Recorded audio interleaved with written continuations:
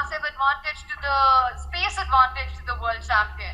Queen e6, and that is it. Arjun Erigaisi resigns. It's game over. Magnus takes the lead in the tournament. And the few times we have seen Magnus uncomfortable is when players attack him. So let's see if Arjun will do that. Here we go. This is game one in the final. Yeah, and it's the righty opening. White bringing his knight out on the first move. Now Black is just developing his bishop. Very sensible. Black is off the board. And yeah, I mean, there's plenty of ways this game could go. Magnus allows Black to fully occupy the center. Arjun says no, just bringing knights out. And it's crunch time now. How is Magnus going to continue with his pieces? Is he going to step his queen's pawn, do you think? I don't know. It'll be a pawn push. I just don't know which one. Symmetrical position after this pawn push. And he did something very similar. Very interesting draw. And I think Magnus might have won the other one. Okay, he pushes a pawn just one square. Usually that pawn pushes 2 squares forward, but this is still well-known stuff. Arjun clearly has done his preparation. Black pushing a pawn. I really love what Black is doing actually with his last pawn push, just gaining space on the queen side. And meanwhile, Magnus developing pieces. It feels to me like Magnus wants to avoid that opening battle. That's a kind of mark of respect to his opponent. He doesn't want to get involved in any kind of pre-game opening preparation discussions. He just wants to play chess, essentially. Yeah. Get his pieces onto good squares. And checking the database. Not too many games. And there have been 2 games though by former world champion Vladimir Kramnik. Oh. Yeah, David. How did you know that, David? Kramnik was famous not for this last bishop move by White, by the previous pawn move. Nobody ever played it. Everyone thought, oh, it looks really unambitious. But Kramnik played it, and Kramnik is a trendsetter in the opening. I've also studied this type of thing from White and Black. I've played too many games. More than I can remember in this type of opening, not this exact position, but this start of the opening. And this last queen move looks a bit mysterious, but White's queen and dark square bishop have lined up.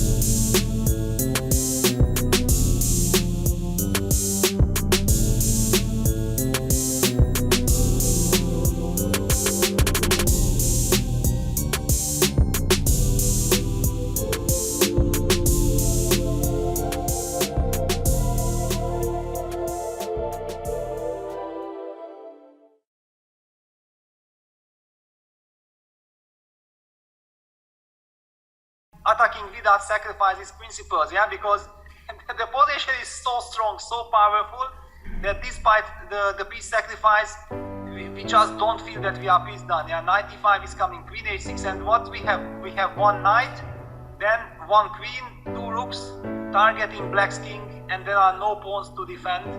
The knights are hanging in there with knight g7, but it looks awful.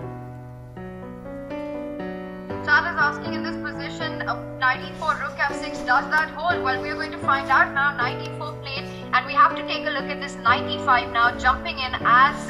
No, Magnus goes knight g5, he plays the computer move. In fact, wow, he stops rook f6, he forces, because queen h7 checkmate is a threat, knight g5, rook g5 on the board, and now he wants rook h5, queen h7, game over.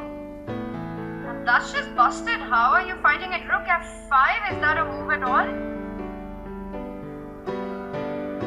Yeah, well, I mean, Tadeusz is mentioning that, yeah, computer says rook f4 is the best move, which is just a prolongation of the battle, not changing anything. Of course, humanly you want to make a move like rook f5 to work, yeah? I mean, you mentioned rook h5, and I want to play rook f5. So stop exactly. It. We want to play rook f5, and why? Rook f4 is basically resigning without resigning. Exactly, yeah, there is no... Why is rook f5 losing, however? I know, because the Evalvar says it's completely over, but rook f5, because I'm not that scared of rook takes f5, he takes f5, queen f5. I'm super happy about that, actually. Yeah, that would be a big turnaround, but maybe we just move the rook back and then we insist on rook h4. Maybe we just bring the rook back. And now for computer, you already can't take on f4. Yeah, rook f5 on the board, rook g4 brings down immediately. Rook g4 played. We are calling out this action, Peter. I'm loving it. And rook f7 because he wants to run with king f8, king e7, bring the king to safety. But it's not going to come to safety because you go rook h4, queen h7, pick up the knight on g7. Yeah, exactly. I mean, there is just no way you can. But Magnus even collects on e6, threatening rook g7. A devastating blow.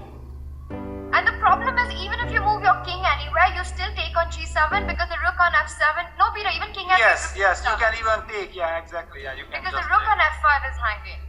Yeah, no, it's just a total disaster.